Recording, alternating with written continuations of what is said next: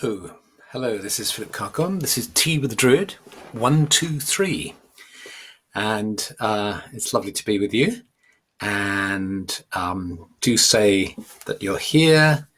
And I'm going to move this here. No. Boop. Just make a few adjustments while you're arriving. Get yourself comfortable. There we are. That's it. So, and Kat is the first in from California. Hi, Kat. Hi, Stuart. Loud and clear in Devon. Loud and clear, I hope, in Germany with Daniel, and Scotland and Michigan and the Netherlands. Fantastic. Ontario, Samantha, Marco. Great. Lovely to see you. Great to see you. So, we're moving towards Beltane in the Northern Hemisphere. Beltane. Just in a few days' time. And there's the most wonderful Beltane-like feeling now. I don't know how the weather is like for you or how nature is responding to you, but we've had lovely sunny weather. All the blossom is out in the garden, and then the May is out. All the May blossom is out. It's a beautiful feeling, aided by what's happening in nature, aided by this extraordinary quiet that has descended so that we can hear the bird song, and so that the sky can be clearer, so the water can be clearer. Meanwhile, on the other side of the earth, let's see if there's anybody from the southern hemisphere. Netherlands, Stroud, Australia. Yes, there is. Linda, hi, from Australia. Oh, and Ben in St. Lucia. How lovely. So we've got the what are they called? The tropics, and the southern hemisphere in Australia, and Hemel Hempstead, the most important part of the world, and Staffordshire. Fantastic. Okay, Bob Turner, no traffic noise. Exactly. Nature is exploding, says Kit Evans. Exactly. Stephen, sorry. Yes, it's exploding. And at the same time, we have this Souren experience that the southern hemisphere is going through. And of course, in a way, the whole world is going through a Samhain experience. For those of you who are not familiar, Samhain is the festival where we are the dead. We become aware of transience and sort of remember the fact that we don't last forever in our physical bodies, and honor those people who've left their bodies. So, and where the whole world is going through this Samhain moment where that kind of illusion that we can operate on for quite a long time, that we're kind of immortal and that nothing can touch us. And then illness strikes and it suddenly becomes very real. So that's what's happened to us all on the planet.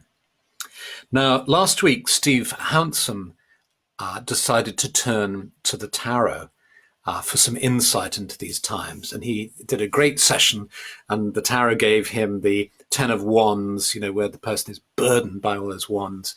And then he did a beautiful meditation with us where we sensed all our burdens represented by a stick or a log and put that into the fire. So a nice druidic visualization at the end of his session.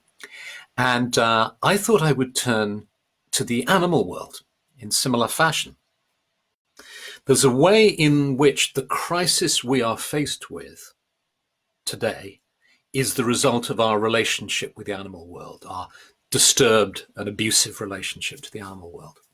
And there's a quote from a UN chap, which I'll put on my blog, really spelling this out, that it's the wet markets, it's our invasion of animals, habitats and so on, that has brought this.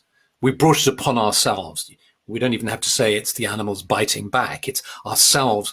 We have caused this ourselves. So turning to animals seemed a very appropriate thing to do. So I turned and I thought I'd ask a slightly different question, which is, how might we respond to what is happening in this crisis, this epidemic? And I turned to the Animal Oracle and I picked the card, and this is the card that I got, the Blackbird. And you see there's the opening to the cave, and the blackbird sings at twilight, inviting us on a journey. And I turned to the book that Stephanie and I put together over 25 years ago now. And here we have it, May Day, season fair, perfect time of year. And it really does feel perfect, certainly down in the south of England at the moment, perfect time of year. The Blackbird's song, a poem to the sun's first slender ray. So I got the feeling that I was on track with this May Day reference. And then I read what we'd written all those years ago. And we said this, Druid, which means dub is black, or duff perhaps is the correct way to pronounce it, black in Gaelic, the black Druid, which is a name in Scotland for the blackbird, colloquial name. Druid calls to us from the gateway between two worlds, urging us to follow a spiritual path or to become more self-aware. He calls to us in the twilight, showing us the path to otherworldly secrets, pointing out the ways in which we can discover more about our hidden motivations and potential. There are times in life when it is important to concentrate on the outer world and your responsibilities in that world. But there are also times when you must attend to the haunting song of your soul, which calls you to a study of spiritual truths and to an exploration of the inner world through dreams and myths. In heeding Druid Duff's song, you will discover healing and new depths in your soul. And so I thought, how does this help me in asking for how we should respond to this crisis? Well, of course, there are all sorts of ways that are appropriate to respond. And this is just one. But I think that in a way, what's happening is there's a kind of mass initiation, if you like, or rather the potential for mass initiation on the planet. One of the things that leads us to the threshold of the mysteries is an intense awareness of our transience, which is why in ancient times an initiation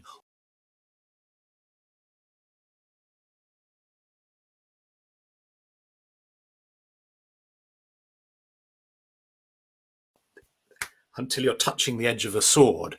In various traditions, you're brought, as it were. Hopefully, I'm back. I think there's been a huge surge in the amount of people using Facebook Live, and we've been having various challenges with Facebook. And I think it's, so I hope you make it across to this section. I'll stitch the two together and put it up on YouTube. Yay, back, says Lisa. Hi, Isalinda, hello again. Yes, gradually, yeah. So, as I was saying, I think there's been a huge surge in people using Facebook Live, and that's perhaps creating this problem. Together, I mean, we have been having problems with our broadband as well. So I had got to this dramatic point, I think, where we lost the connection of the initiation. And in the initiation, in an initiation, you are presented with the reality of your transience and the ability that the reality that we can die at any moment. And you are forced to take that step into a deeper understanding, to actually engage with spiritual realities, with the big questions about who am I, what lies at the center of my being. And I believe that particularly after the Second World War, through the decades of the 50s, 60s, 70s, 80s, and so on, there's been a tremendous acceleration. Just look at meditation and mindfulness, the way that's totally reaching millions of people all over the world. Whereas in 1939, you would have been dismissed as a lunatic from the many of the sort of conventional sort of situations if you talked about that.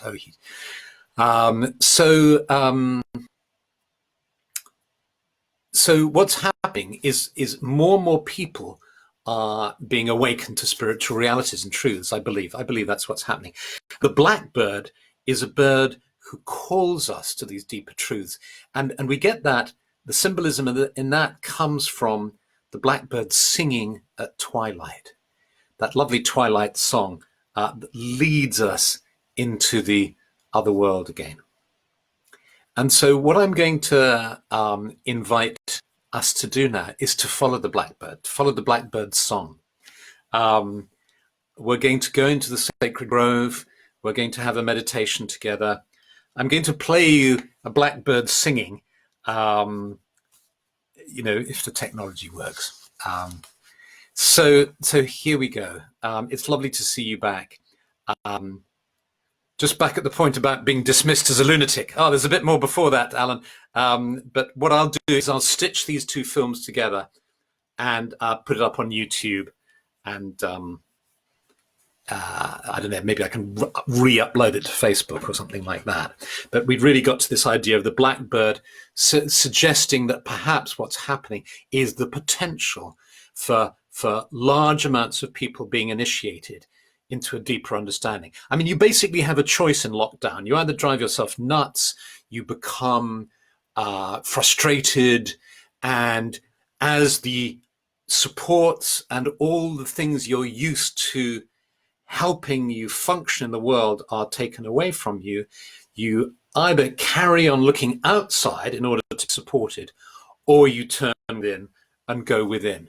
And if you do go within, then you are offered all the riches of the spiritual traditions are available to you, and all the techniques are available to you. And really, that's why I started this home retreat now. Jane is saying she's getting no sound, but I think somebody else would have said that if they were, Jane. If you're not getting sound, tell me. Anyway, I'll keep plodding on here. Where was I? Yes, the retreat, the Garden of Flowing and Perpetual Happiness, which is where I do a very deep, long meditation once a week with the idea of let's grasp this opportunity where we are locked down and really go deep, deep, deep, deep inside. So let's go into the sacred grove now. Just become aware of being seated in front of your screen, but also be aware of how all you need to do is close your eyes and you're in this magical world of coming into the sacred grove. And just perhaps sense yourself moving forward through the trees until you come into a clearing in the forest. This magical spot, beloved of the Druids, who come to go to their sacred groves to find rest and peace and connection with the inner world, precisely with the world the Druid, the blackbird, calls us to. And you sense the earth beneath you.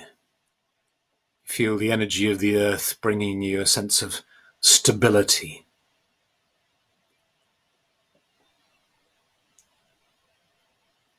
And you sense this stability, this connection with the earth. And then you sense the trees around you, the sense of protection and power of the trees around you. And then you breathe in the energy of the sky. And the air is clear, and you breathe in this clear air into your being. And this brings vitality into your being. The energy of the sky meets the energy of the earth within the center of your being. And then you gradually allow your inner eyes to close as you become aware of a blackbird sitting on a tree singing to you. And you just allow yourself to follow the song of the blackbird, just being with it and reveling in it.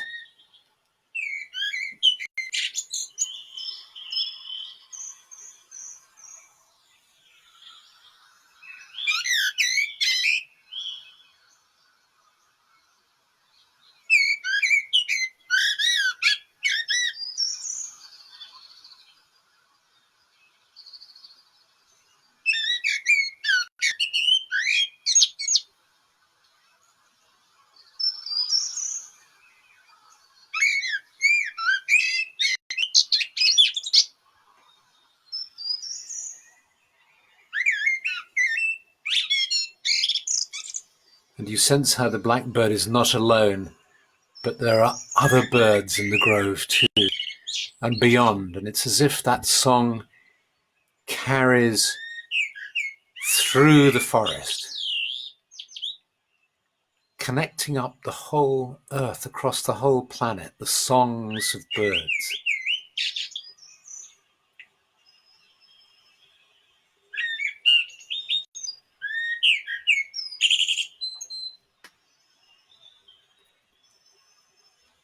And as you sense the songs of the birds all over the planet,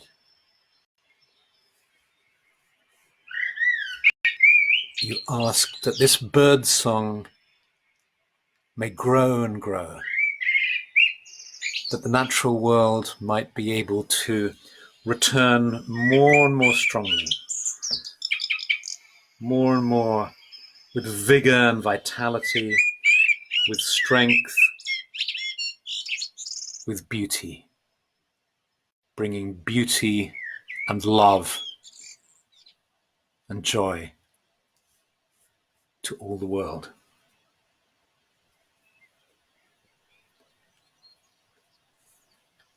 And you lean forward and you place the palms of your hands on the earth, and you feel your love of the earth.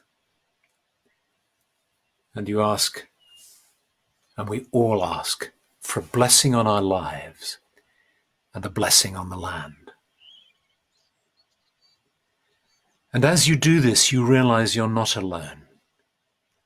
You sense the grove filled with people from all corners of the earth, all reverently touching the earth, asking that the earth might be blessed, that all life might be blessed.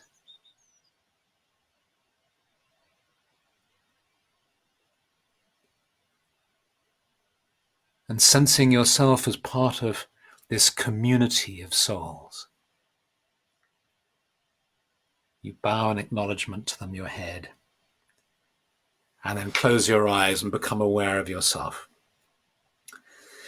Become aware of the sacred grove beginning to fade in your awareness as you become more and more aware of being fully present here and now, facing your computer screen.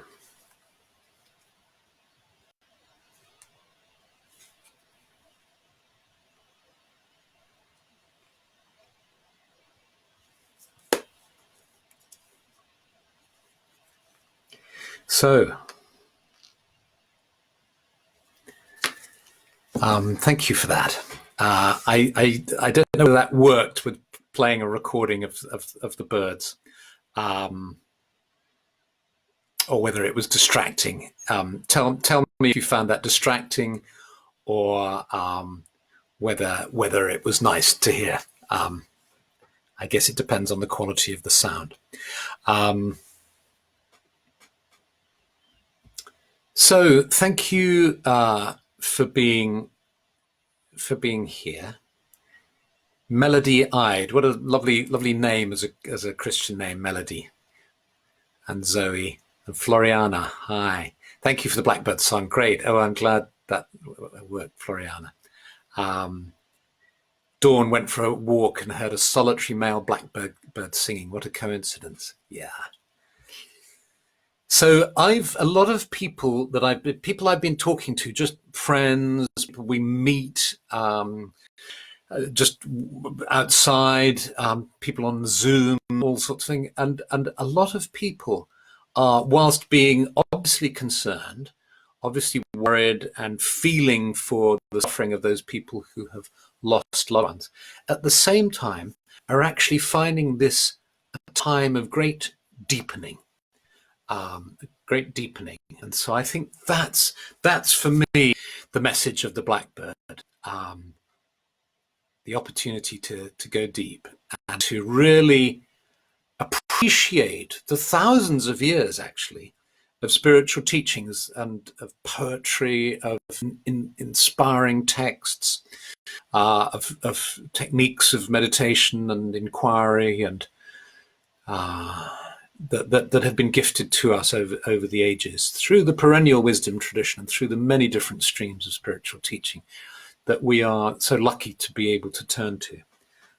So thank you to the Blackbird, and thank you to you all, and many, many blessings, and have a lovely, lovely week.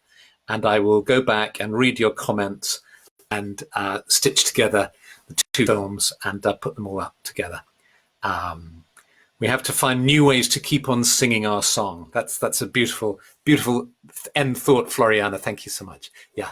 Okay. Well, lots and lots of love, many, many blessings, and see you again next week. Okay. Bye.